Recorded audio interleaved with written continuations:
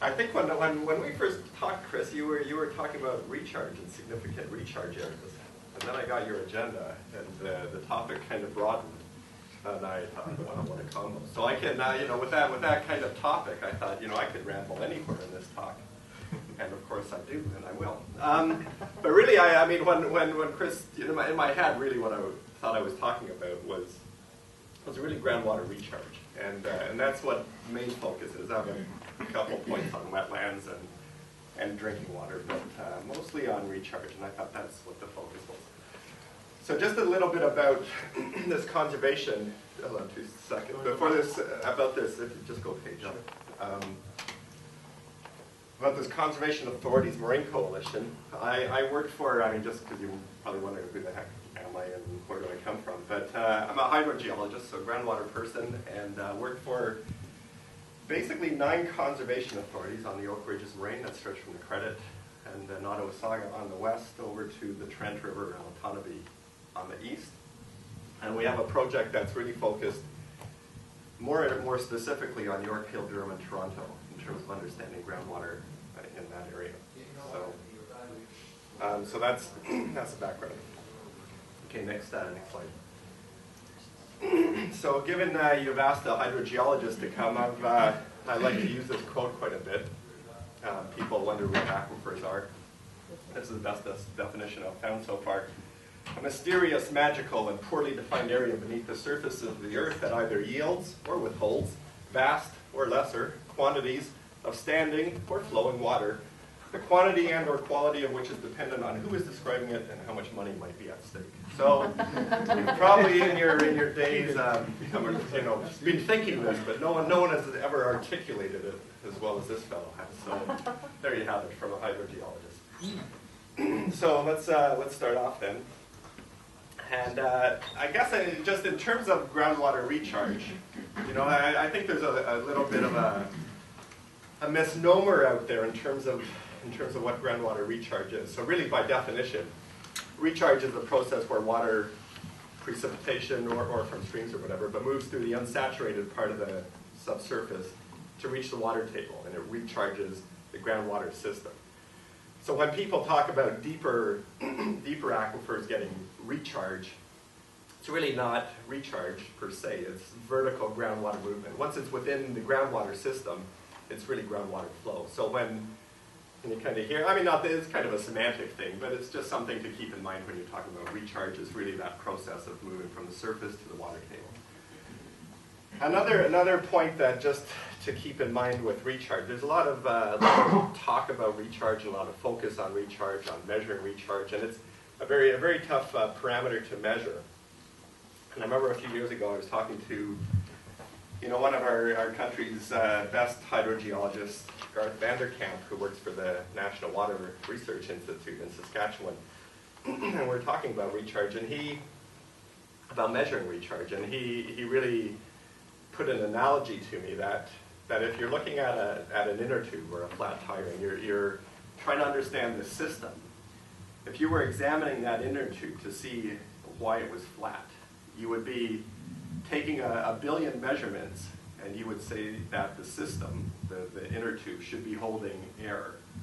Whereas you'd have to find that one location where you have the pinprick of a hole to really understand the system. And he was likening that to recharge, that you can do 100 different measurements all over the place on your recharge rate, and you might not understand the groundwater flow system. So really the concept of recharge, I think you have to take in the context of trying to understand your groundwater flow system.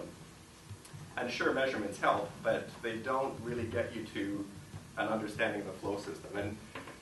And that's a kind of a big theme of what we're trying to do in our project, is really try to understand the groundwater flow system. And that's, of course, what all of the source water protection teams and technical work that's ongoing across the province is supposed to be doing, is understanding groundwater flow systems so that we can make better decisions.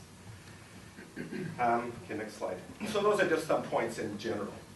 So I guess in terms of estimating recharge, I kind of thought about it and said there's probably three different ways that we've done it. And One was maybe until the mid-1990s, before computer groundwater flow modeling really got in vogue. And really consultants and so on, would take monthly climate data, do some quick calculations. Thornthwaite and Mather have some techniques to estimate evapotranspiration and look at some assumptions on soil moisture capacity, and they would determine based on that how much of your precipitation is actually evapotranspirating and how much is left available, the surplus, for either infiltrating or for running off into streams.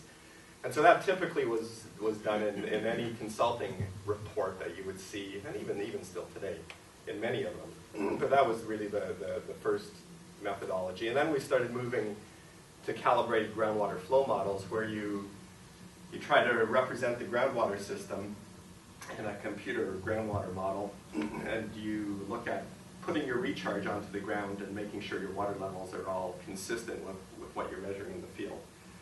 So we've gone through a kind of a really quick era, and probably a too quick era, in my opinion, of looking at groundwater flow models. And now, with a lot of the source water protection direction that is coming forward, we're really quickly moving to integrated groundwater surface water models. And I mean, it's all great stuff, but it requires a lot of data, which we haven't been all that good about collecting and maintaining in the province. And it requires a lot of sophistication. And you know, I mean, you probably know in much of your work that we're probably running up against a bit of a capacity issue in the province in terms of delivering and doing a lot of the technical work that's required for source water protection.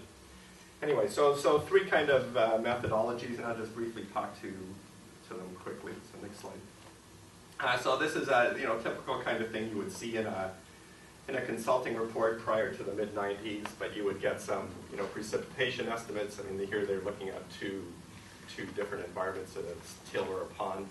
Precipitation, evapotranspiration based on Thornthwaite kind of methodology, how much water is left. You would look at the area of your development or whatever piece of property you're looking at.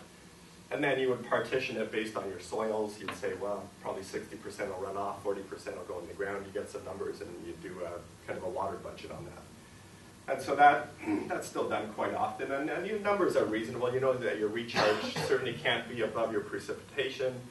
And you kind of have some constraints on how much is evapotranspirating based on climate data and so on. So that's kind of the first methodology. And then more recently, with calibrated groundwater flow models, you would take a look at the surficial geology, and this is just some mapping from the Oak Ridges Moraine area. But you can see that the recharge, so this is the recharge that goes into the groundwater flow modeling. You see it largely reflects the superficial geology. You can see similar patterns. I mean, there's areas where, here for example, the green is halt and till soils. In this case, quite shallow and thin, overlying Oak Ridges moraine. And so in places you see a discrepancy between what you see on the superficial soils and what you see in the groundwater flow recharge, and that's basically based on looking at in the subsurface and how thick your superficial unit might be, and is that superficial unit that's mapped at the surface really affecting or controlling your groundwater recharge. So when you're looking at groundwater flow models, you're a little bit more sophisticated. Next one. And it makes sense to look at to use the superficial geology largely to look at estimating recharge rates. I mean, this is a Newmarket till unit in the Duffins Creek watershed. A very tight, compact, clay-rich, well, sandy silt-rich till, but very little recharge goes through except for fracturing. And then, as opposed to next slide, something like this, well, on the Oak Ridges moraine, where you would have coarse sands and gravels, you would obviously expect much more recharge to be moving through soils like that.